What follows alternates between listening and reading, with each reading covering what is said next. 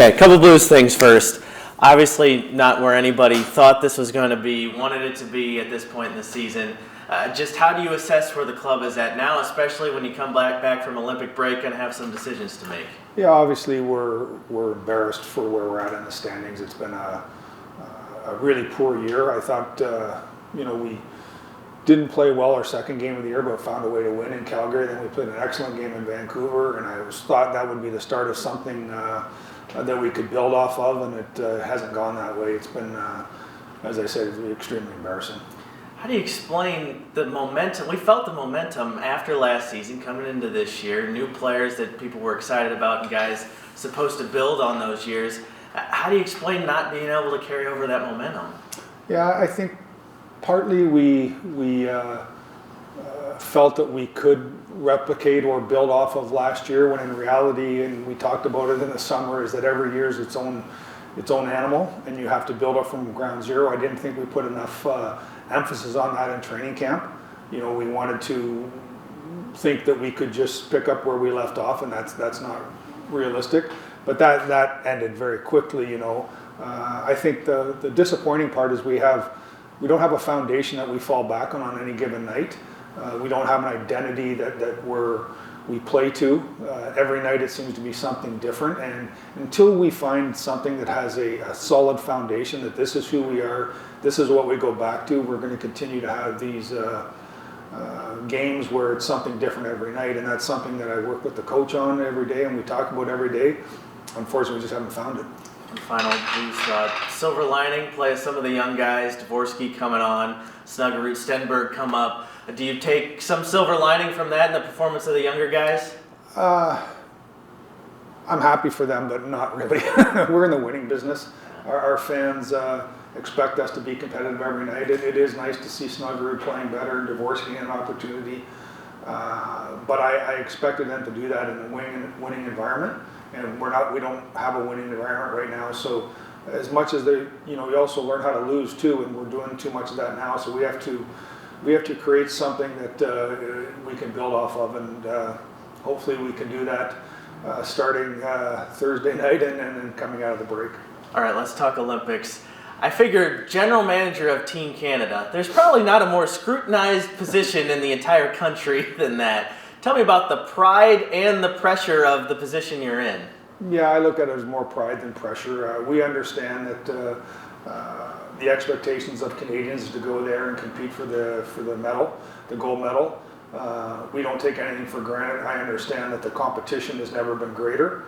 I understand that when we selected our team, there'd be a lot of people saying this guy should have made it, that guy should have made it.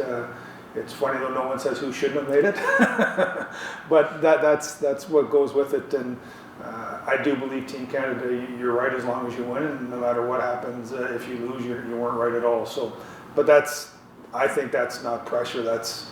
I'm excited about that. I love that type of responsibility. But more importantly, the players love that type of responsibility, and we certainly respect all the other countries. We know every year teams are getting better and stronger, and this is going to be a great test. I'm sure every kid that grows up in Canada dreams about wearing the maple leaf, being involved on the national level. What was your kind of dream growing up to be involved representing your country?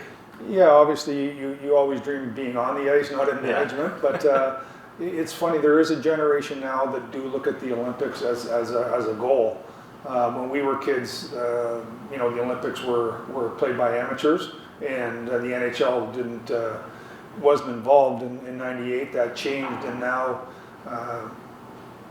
our players want to win the Stanley Cup first and foremost, but a very, very close second is Olympic gold medal. And I saw the pride in even the four nations of putting that jersey on best.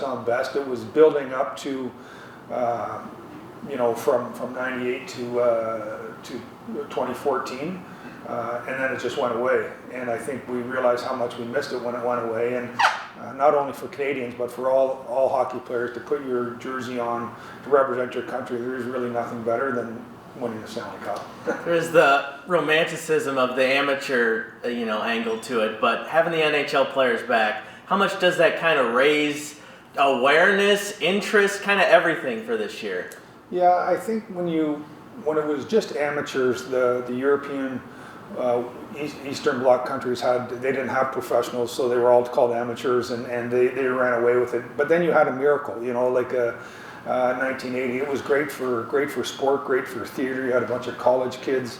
They went in and beat the Russians that were professional men.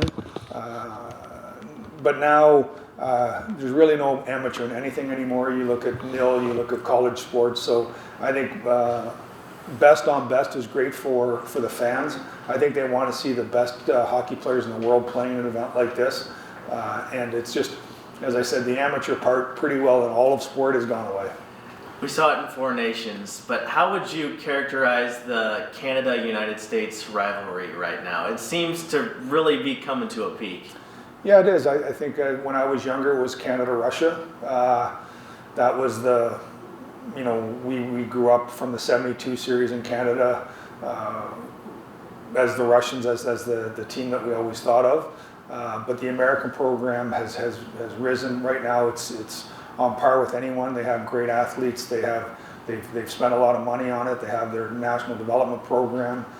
They're a great team, and I've often thought, for a number of years, when you work for Team Canada, you started on third base, and everybody else was on first or second.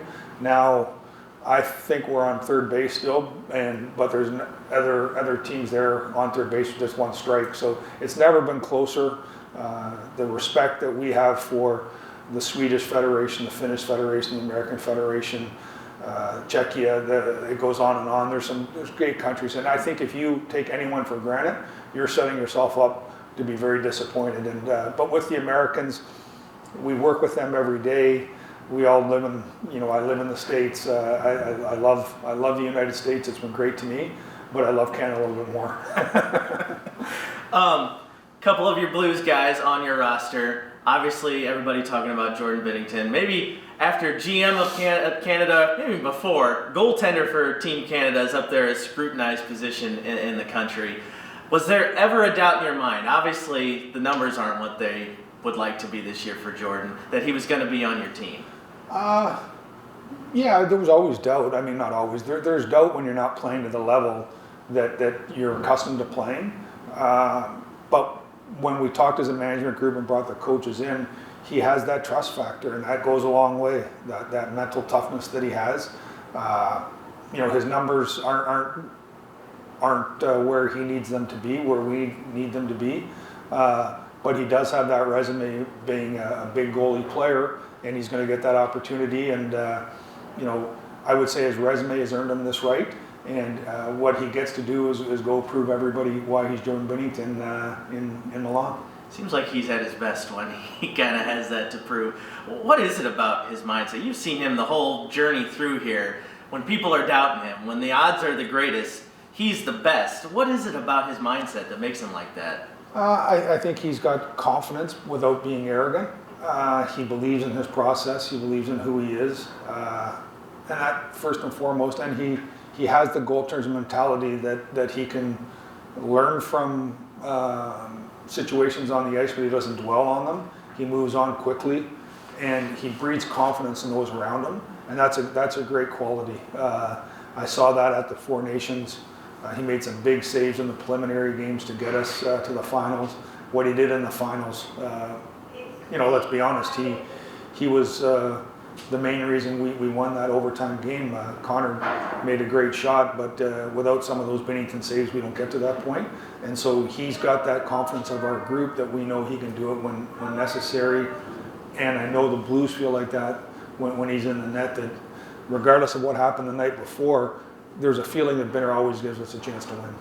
Two more for you. I don't know how involved you are in the logistical part of things, but obviously people are talking about the ice and the construction and everything coming down to it.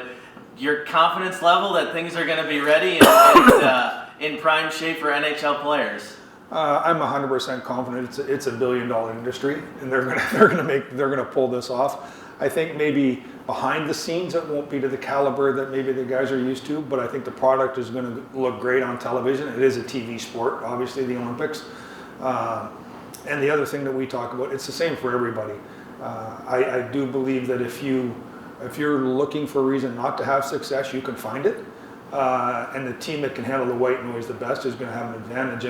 And the mental toughness of our team, I believe, is going to be there, that we're not going to get caught up in the things that we can't control. And if we do that, we'll give ourselves a good opportunity. Final thought, end of the tournament, Canada standing up top, they're playing the Canadian national anthem. Just what kind of pride would you feel bringing home a gold medal? Obviously, it would be fantastic. I think we're all working the process. We all know what the goal is, but I don't try and get to the goal as much as the process. And if we're fortunate enough, I'll let you know how that felt.